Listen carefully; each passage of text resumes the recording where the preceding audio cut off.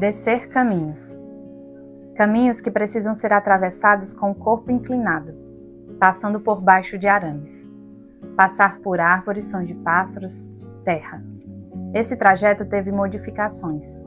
Antes, de fácil acesso através de um passadio, passagem em formato de S. Hoje, cercado por arames com brechas. O asfalto de pedra tosca começa, dando materialidade para uma conquista que já deveria ter sido concretizada.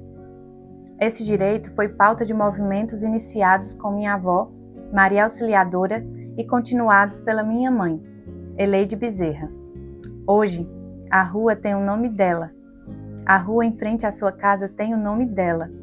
Iniciativa de um projeto de lei liderado pela minha mãe, juntamente com a comunidade, para nomear as ruas com os nomes dos primeiros moradores da área. Conseguimos. E isso é grandioso. A história está na rua, com o nome dela. A fachada da casa da minha avó chama a atenção de longe, como um portal que tem no primeiro cômodo a sala do santo, flores e retratos seus. O terreiro de frente à sua casa já não é mais como antes, com pé de babosa e muitas flores, mas existe um convite para observar as árvores e apreciar o silêncio da natureza. E o sol queimando meu jornal, minha voz, minha luz, meu som. Todo homem precisa de uma mãe. Todo homem precisa de uma mãe. Maria Auxiliadora Bezerra é a força em si, né? E a gente aprendeu muito com ela. Aprendemos a ter força, fé, dignidade e caráter, né? Foi o que ela nos ensinou. Além de ter sido uma mãe muito exemplar, foi uma pessoa, assim, fora de dúvida, que nos ensinou muitas coisas importantes, aconselhava. O que ela deixou para a gente foi a fé, né? Que é a fé que une a gente, a família, a comunidade, né? Que ela deixou, a alegria, que ela era uma pessoa muito alegre, né? E onde ela chegava, não tinha aquela pessoa que estivesse triste e não ficasse alegre no momento. Então, assim, ela deixou para a gente isso. E o ponto que é muito importante, que ela transmitia para as pessoas, era a fé dela, né? E o ponto dela ser muito guerreira. Eu acho que a Auxiliadora Bezerra, antes de tudo, ela é vó e ela é mãe Dora. E essa mãe, ela é uma referência de vida para a gente.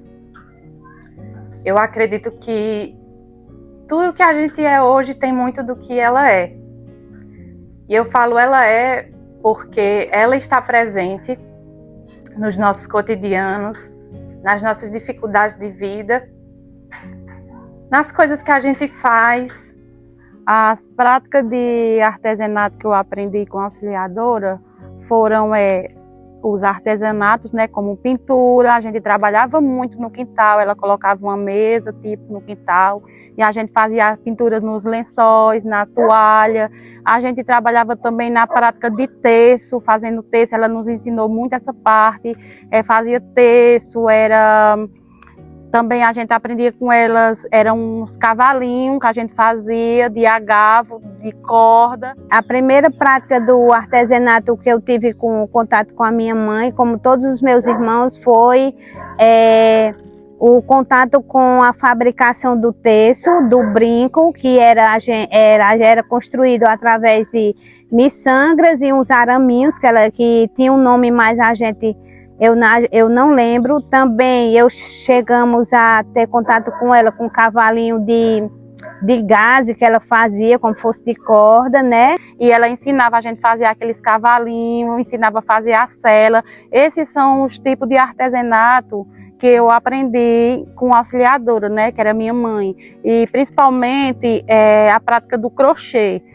Que, assim, a primeira coisa que ela me ensinou foi a trança, e dali ela diz, vá, você consegue. Você fazendo a trança, ali você aprende. A primeira peça que eu fiz foi uma saia que ela me ensinou, ainda hoje eu me lembro dessa saia, dessa blusa. E daí eu fui aprendendo outras práticas com ela, né? Outras práticas de artesanato.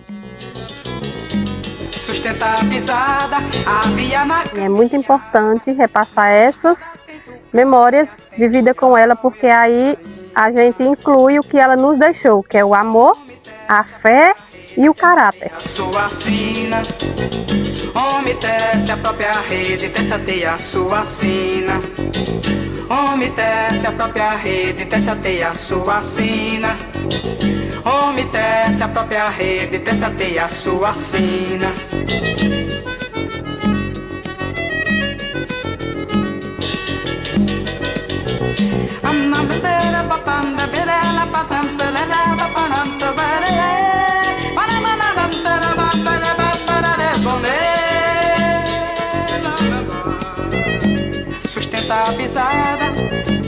Sustenta a pisada no fogo desse balanço, no rasgar de um couriço.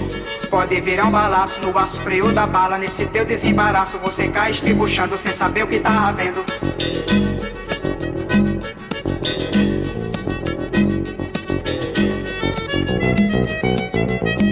Sustenta a pisada. E esses encontros que a gente faz na nossa área, na nossa vizinhança e na comunidade São José, eles são muito importantes para que a gente mova um saber que a gente aprendeu com a nossa base, que é a auxiliadora, e vá aprendendo com as novas bases que são construídas. A minha mãe, que é uma referência para mim, minhas tias, as crianças também, que nos ensinam muito, as pessoas que moram na comunidade de terceira idade, que também nos contam muitas histórias e nos dão muitos ensinamentos. Aqui na comunidade eu fiz um momento com a oficina de EVA, que foi para construir com algumas crianças do esporte uma flor. Também outras instituições, como a entidade Soa Funk, também na escola, que eu ministrei o meu curso lá do terceiro semestre, que foi o estado da Paraíba, e em alguns outros pontos também eu tive essa oportunidade de levar a arte em si.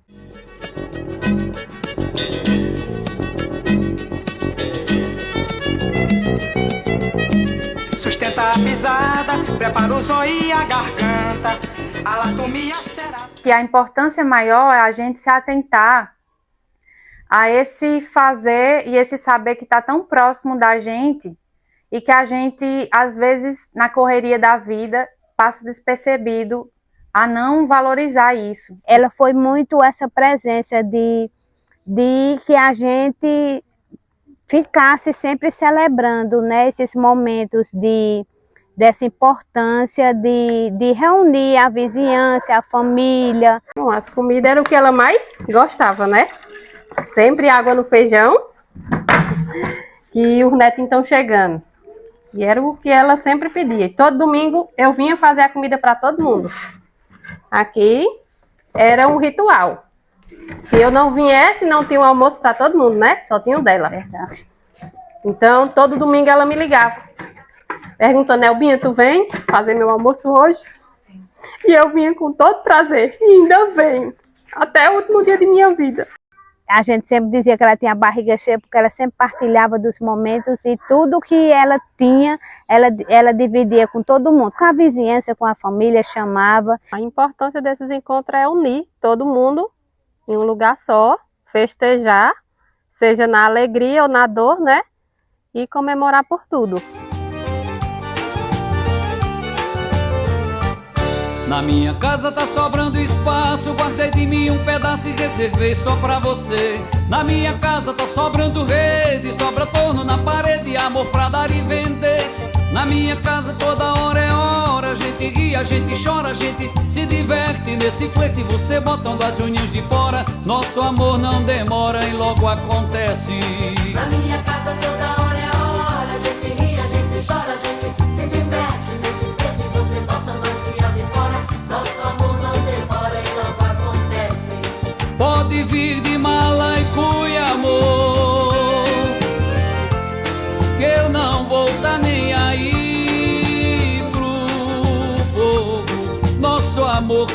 cobiçado. Eu acho que a prática que ela quis passar para a gente desses encontros em si, de estar sempre reunido nos domingos, nos feriados, nos aniversários, nos encontros assim que ela marcava como um ano novo, ali o jantar, ali o almoço, ali a gente passar o dia, ali a reunir, né, a família. Todo mundo ali, um entender o lado do outro, ali nas conversas, nas nossas rodas. Quando batem as 6 horas,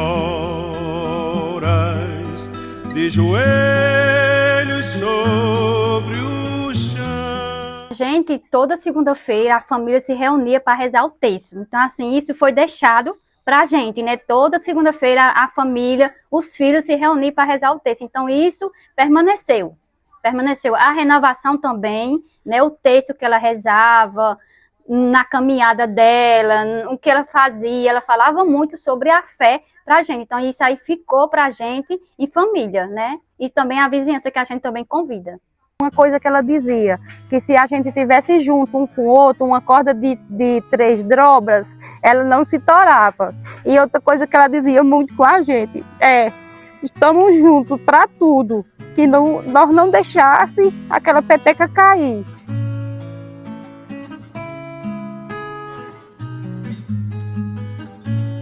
Aqui a gente gostava muito de se reunir, aqui também era para assistir televisão, para conversar do dia a dia. Só se tem saudade do que é bom, se chorei de saudade não foi por fraqueza, foi porque eu amei. Só se tem saudade do que é bom, chorei de saudade, não foi por fraqueza. Eu sentava numa mesa dessa de pau, ó, e nós fazia terço. E essa lata, ela botava... Essa lata aqui era arame e aqui era bolinha. A gente fazia com alicate e terço. A máquina dela de... Se eu chorei, quem vai me criticar? Antigamente aqui era difícil, né? Não tinha calçamento, era um local esburacado, transporte aqui era muito difícil.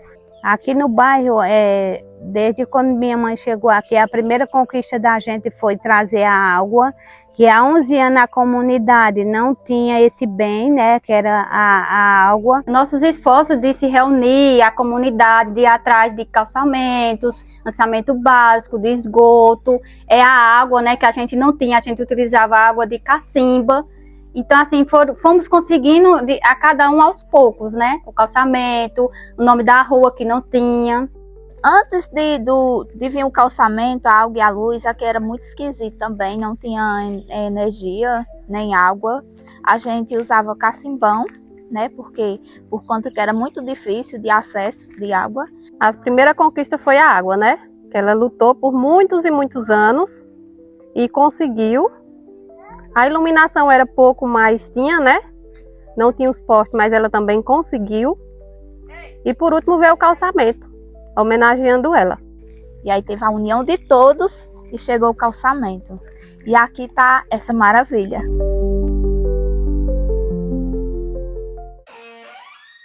Essa é a minha fonte de trabalho.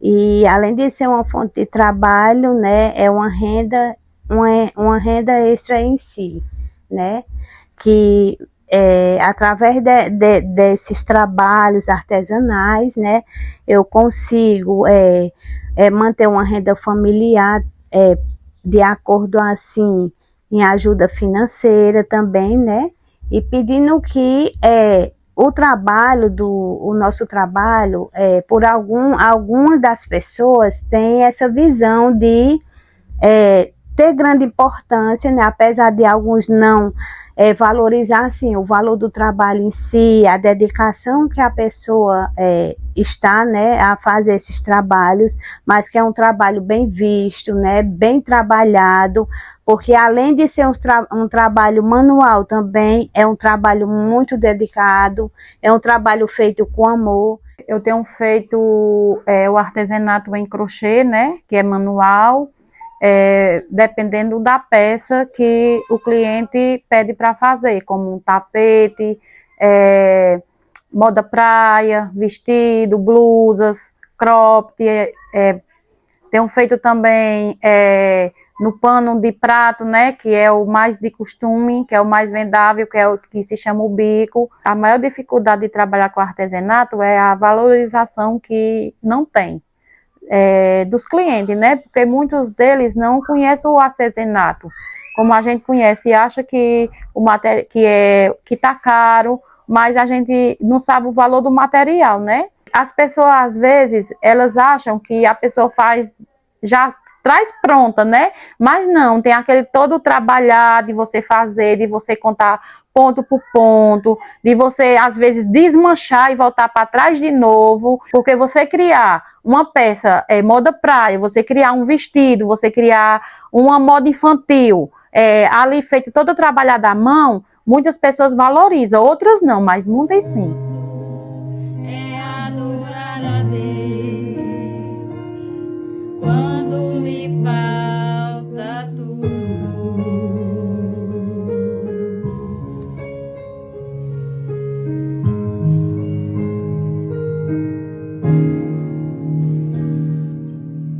Quem nunca pensou em desistir? Quem nunca pensou em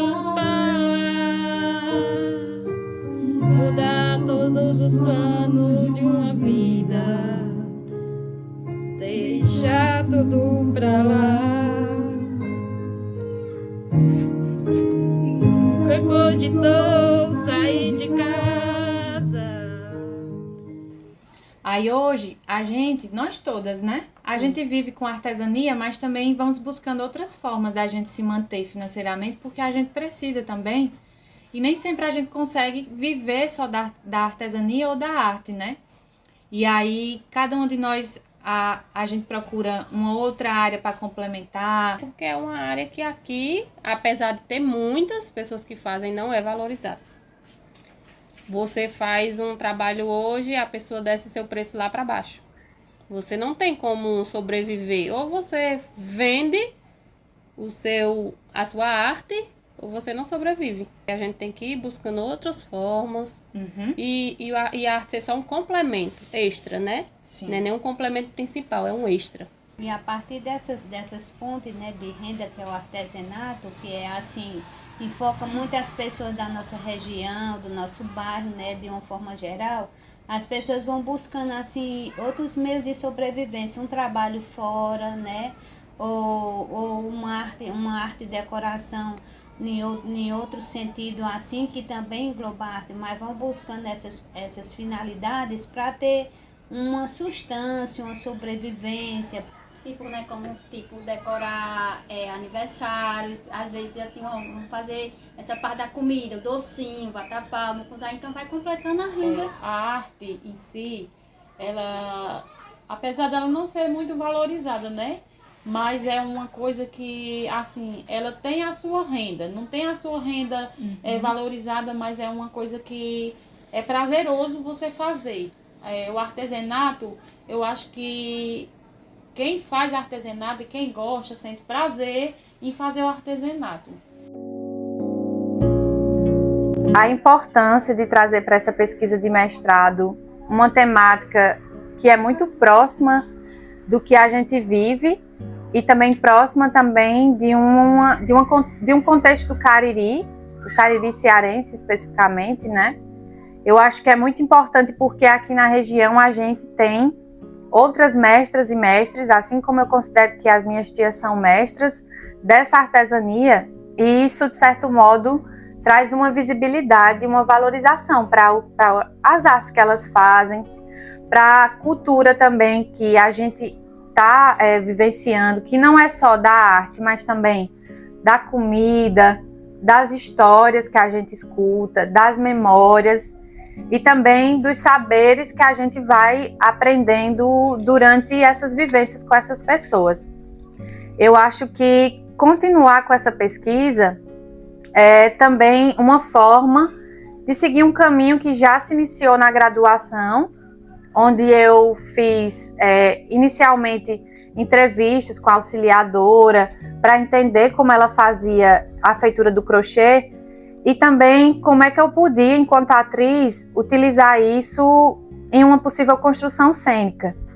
Essa temática ficou na graduação, eu consegui fazer alguns experimentos com essas histórias, mas aí no mestrado a pesquisa continua com uma nova vertente, que é pensar em como a gente consegue estratégias para se sustentar financeiramente, não só através do artesanato, mas se juntando a outras áreas que a gente foi se identificando no decorrer das nossas vidas.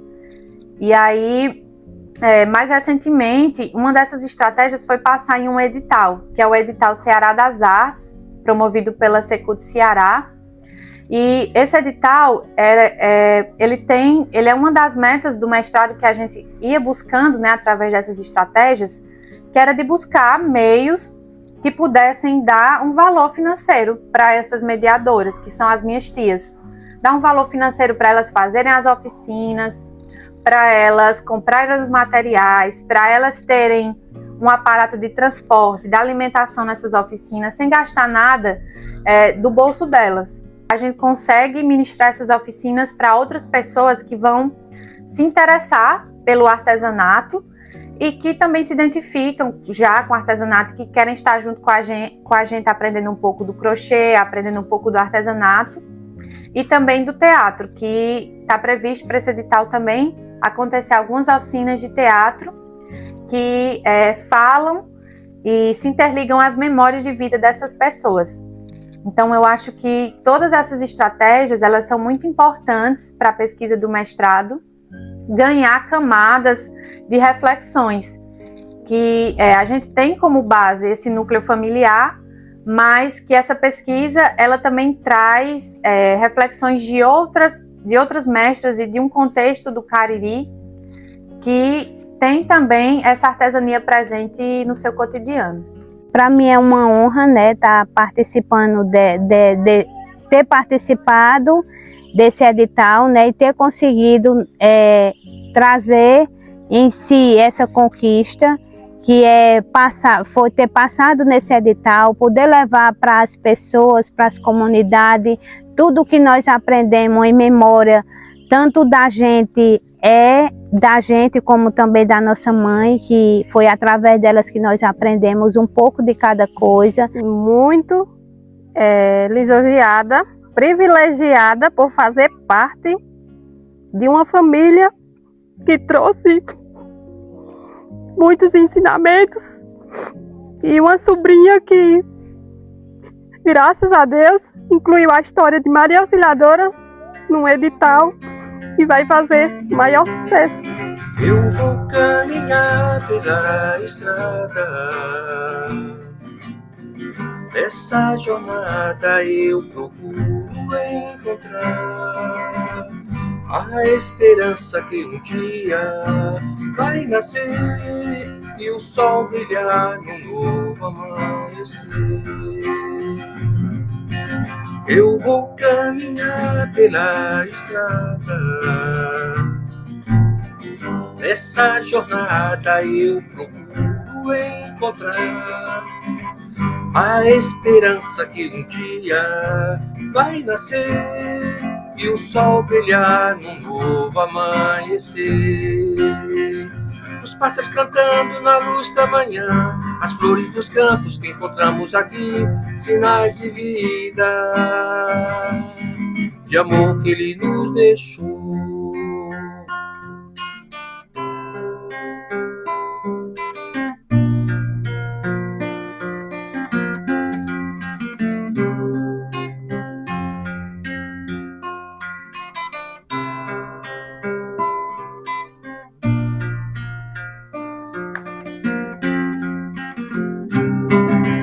Chega de guerras e bomba atômica que só destrói a natureza e o homem. O mundo foi feito no seu todo pra se viver e não tá pra destruição do nosso ser. Os pássaros cantando na luz da manhã, as flores dos campos que encontramos aqui, sinais de vida,